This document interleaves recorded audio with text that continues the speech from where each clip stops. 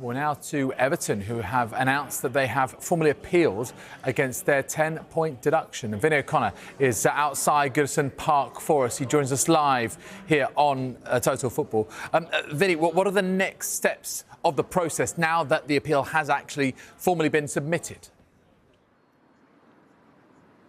Yeah, David, well, that appeal lodged, well, the news of it, the confirmation from Everton came around about 12:30 when they released a statement. In that statement, they said Everton Football Club has today lodged with the chair of the Premier League's judicial panel its appeal of the decision by a Premier League commission to impose a 10-point deduction on the club. An appeal board will now be appointed to hear the case. Now, their punishment was enforced 2 weeks ago, Everton taking the full 14 days to lodge their appeal.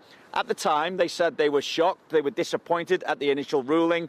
They had admitted a breach of profit and sustainability rules during a 5-day hearing, of course, but they were unhappy at the severity of the punishment that's been handed out, given the mitigating factors now coming into that. Was the loss of commercial deals with USM because of the war in Ukraine, losing player X for nothing when that would have been around about £10 million on the balance sheet, and there was the issue as to whether or not interest payments on the new stadium were to be counted against profit and sustainability rules. Now, Everton's case will be considered by an independent appeals commission, which will include a different set of people from the original commission panel.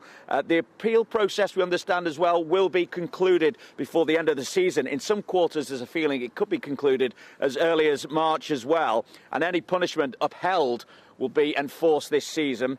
Of course, it's also emerged that 5 clubs have potential claims against Everton, according to the chair of the commission, David Phillips KC, in a ruling from May, which is now public.